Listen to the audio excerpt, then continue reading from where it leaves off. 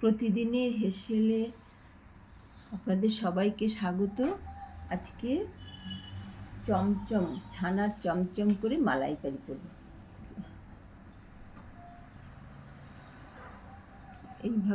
এই জন্য দুধ লাগবে, আর দুধটাকে ভালো করে ফুটাতে হবে।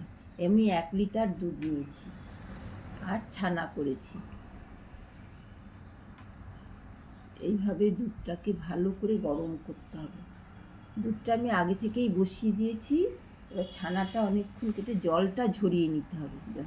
ভালো করে জলটা ঝরিয়ে ছানাটাকে ভালো করে মাখতে হবে,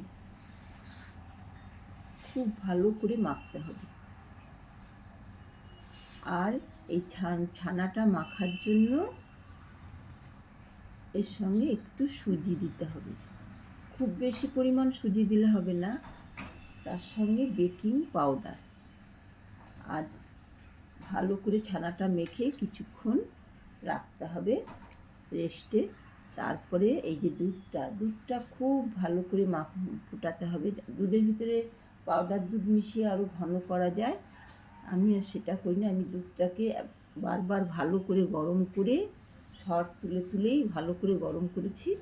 ওই জন্য দুধটায় আমি আর কোনো পাউডার দুধ মেশাইনি, পুরোটাই লিকুইড দুধ দিয়েই করছি। মাঝে মাঝে ঘরে এরকম বেশ মিষ্টি করলে ভালোই লাগে করতে, তাই এইভাবে চমচমের আকারে শেপ দেব। এইভাবে দুধটা যখন ভালো ঘন হয়ে আসবে তখন দেব। আর যেহেতু এটা আমি 1 লিটার দুধ নিয়েছিলাম, এইবার দুধটা যেই হয়ে যাবে, আর একটু ঘন করলে হতো, কিন্তু দুধটা এই যথেষ্ট ভালো ঘন হয়েছে। এর মধ্যেই এবারে চমচমগুলো দিয়ে দিলাম। এটা কিন্তু ভাঙবেও না, খুবই সুন্দর হবে। এইভাবে সব চমচমগুলো আমি দুধের মধ্যে দিয়ে দেবো, দিয়ে কিছুক্ষণ ফোটাতে হবে।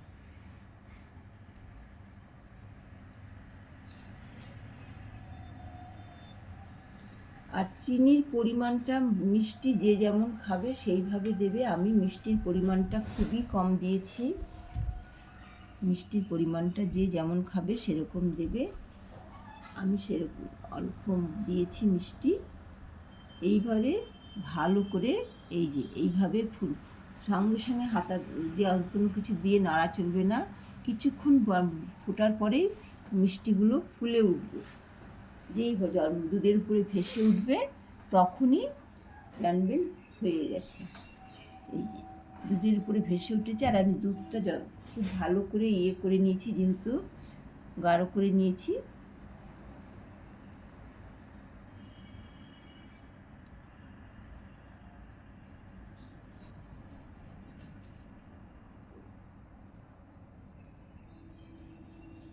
এইভাবে ছানার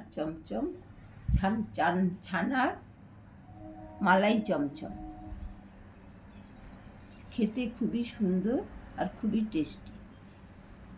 এর সঙ্গে পাউডার দুধ মেশানো যায়, কিন্তু আমি পুরোটাই গরুর দুধেই করেছি।